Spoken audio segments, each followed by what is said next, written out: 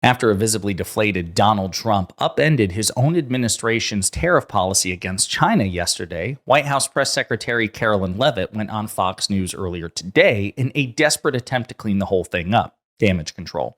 But she was so ineffective that even the Fox host seemed skeptical and suggested that they recognized Trump was backing down. But before we unpack all that, if you end up liking this video and you want to support the channel, please be sure to hit the like, subscribe, and alert bells before you go. All right, friends, I want to play some clips of Karoline Leavitt's conversation with Fox News hosts earlier today. I don't think there was a White House press briefing. So she goes on Fox News in an attempt to do some damage control after Trump indicated that he was going to drop significantly the tariffs against China. We're going to play these clips and unpack it together. All right, Karoline, we're watching markets. They seem to be so sensitive to everything that comes out of the White House right now. Whether or not, the Federal Reserve Chair will keep his job, whether or not the president's softening his stance on tariffs. Most recently, saying that, talking about the Chinese imports, they're very high. The tariffs on imports very high, and it won't be that high. Won't be anywhere near that high, said the president. It'll come down substantially, but it won't be zero. Is it fair to say, Karoline, that the president's stance on tariffs with China is softening? I don't think that's fair to say. In fact, I spoke to the president about it this morning. He is not going to give up on ensuring that there are fair trade practices around the world. He is not giving up on the fact that China has been ripping off the United States of America for far too long. All right, Karoline. So you can tell there that it's not Shannon Bream. I'm blanking on the host's name. I'm blanking on her name. It's not Dana Perino. It's not Shannon Bream. It's not. It was Sandra Smith. That's who it was. Sandra Smith. You can tell. I mean, the markets are so sensitive because you guys are all over the place. What's up with that? Maybe you should stop doing that. And also, it seems like Donald Trump's backing down, right? No, of course not. Of course not. Well, it sure seems like that, right? The reporting indicates as much. But Karoline Leavitt's like, no. In this next clip, no. Trump will not unilaterally drop tariffs like he suggested he would yesterday. He will not do that. Let's take a look. Karoline, let's see if we can break a little news here. What's the timetable for the reduction in the tariffs against China? The president was ambiguous about it. Scott Bessent seemed to suggest it wouldn't happen until negotiations are at least underway. Let me be clear. There will be no unilateral reduction in tariffs against China. The president has made it clear China needs to make a deal with the United States of America, and we are optimistic that will happen. And when that continues, it'll be up to the president what the tariff rate on China will be. But we certainly need to see a reduction in tariffs and non-monetary tariff barriers from China as well. And we also need to continue seeing these companies abroad return their manufacturing to the United States of America so we can shore up these critical supply chains. Okay. Well, markets seem to be watching every bit of it, well off their highs of the session, but still up about 500 points today. Karoline. So good on Sandra Smith there coming in, pointing out that the stock market is still not performing particularly well, still off, still underperforming compared to where they were when Trump took office. And I should also point out that, again, Scott Bessent, the Treasury Secretary, has indicated that the tariffs on China will have to be dropped before a deal is reached, not at the conclusion of a deal.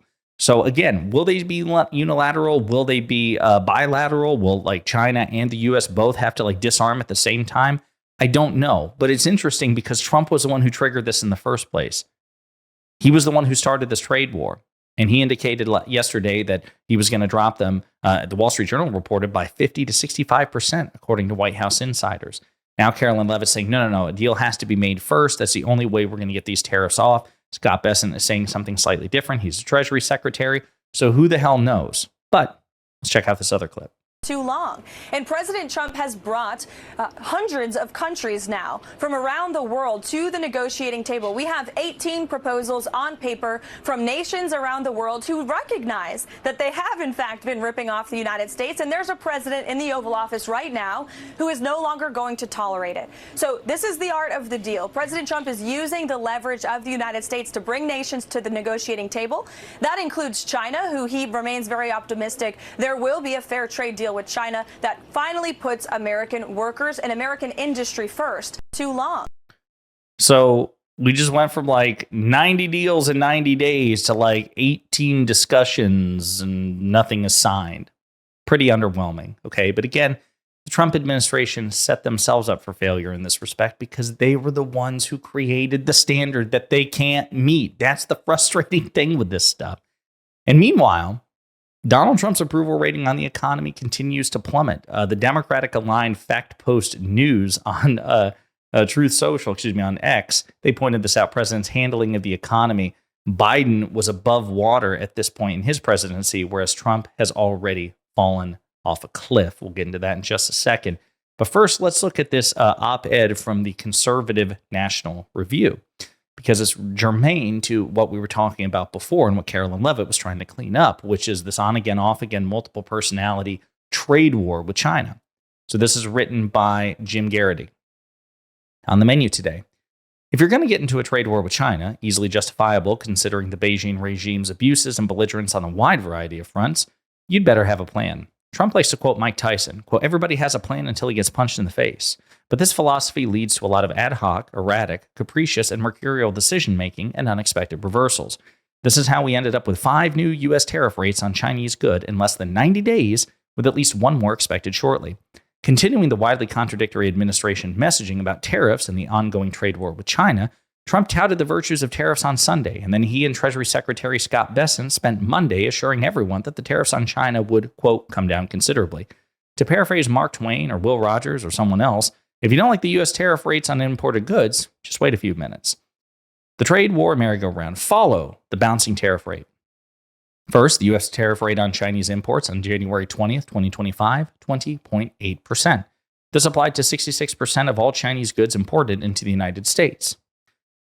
The U.S. tariff rate on Chinese imports on February 4th, 30.8%. This is because Donald Trump imposed new tariffs of 10% on all imports from China under the International Emergency Economic Powers Act. On February 10th, the tariff began applying to 100% of Chinese goods imported into the U.S. Then the U.S. tariff rate on Chinese imports on March 4th, 40.8%.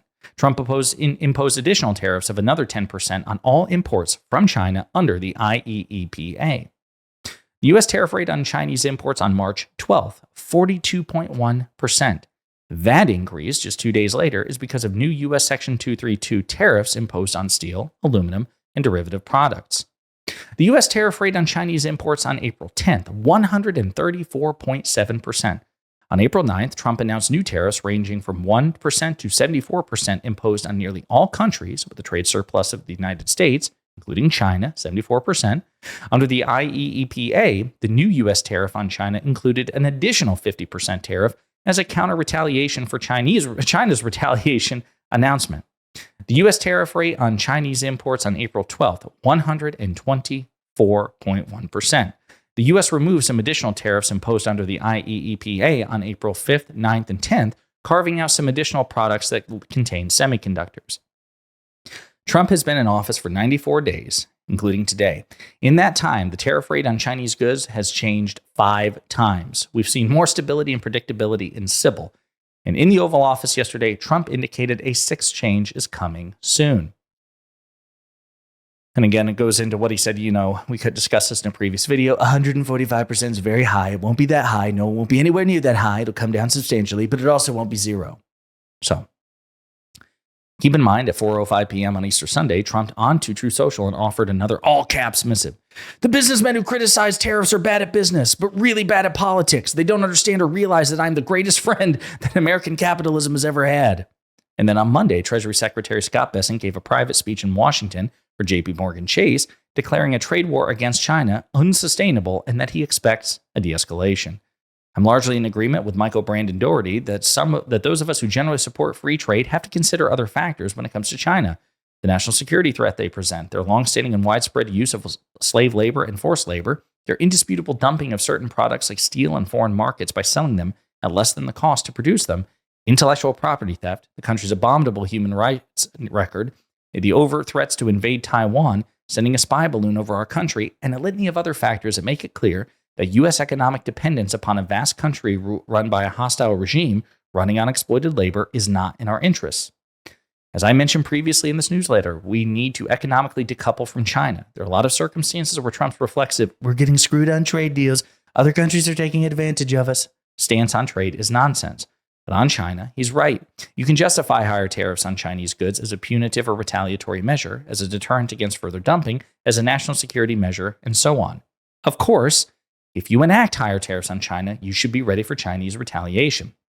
Up until April 11th, the Chinese tariff rate on U.S. goods was 22.6%. Starting April 12th, the rate skyrocketed to 147.8%. China's turning away planned shipments of Boeing planes. U.S. automakers are freaking out about more expensive parts from China. And China is warning other countries not to economically cooperate with the U.S. They're also attempting to fast-track the training of semiconductor engineers. I'll bet I recently hung around a couple of these future semiconductors last week. 11 high school teams from China participated in the first robotics competition championship in Houston. As justifiable as a tougher stance on Beijing is, the Trump administration creating a new tariff rate on Chinese goods roughly every 19 days, followed by a pledge of climb down, does not create a sense that there's a coherent plan at work here. And it goes on and on and on like this. We're going to go ahead and skip towards the end. Yesterday, White House Press Secretary Karoline Leavitt said officials had met with representatives of 34 countries and now has, quote, 18 proposals on paper for trade deals following its latest tariffs. Now the White House is indicating that within 90 days, they won't have full trade deals negotiated, but will have established architecture for a future deal. In about 2 weeks, we've gone from 90 deals in 90 days to an undetermined number of pledges to have further talks. Yikes. That's why Sandra Smith and not Bill Hemmer, I think John Kennedy is his name, the co-host there, why they are so unconvinced by this. And it's not just Fox News hosts, by the way. It's really not. It's also the American people. Donald Trump's economic numbers are dismal. Dismal, as the Washington Post's Aaron Blake reports. The Trump administration on Tuesday offered its latest tone shift on Trump's tariffs in an apparent attempt to steady an increasingly rocky economic picture. And it goes into, put plainly, Trump's polling on the economy keeps deteriorating. The big one this week was a Gallup poll that showed for the first time in at least a quarter century, a majority of Americans, 53%, said their personal financial situation was getting worse. And that included 28% of Republicans who have become a cult of personality, so they are not inclined to grade Trump harshly. And even more than a quarter of them said that their personal financial situation was getting worse under Trump, a 25-year high. Worse than it ever was under President Biden or President Obama. Donald Trump is absolutely failing in this regard, and it's putting people like Karoline Leavitt in an uncomfortable situation. Like, how the hell am I going to possibly clean this up and do it persuasively? And when you lose Fox News, you've lost the plot. In the meantime, let me know what you think in the comments.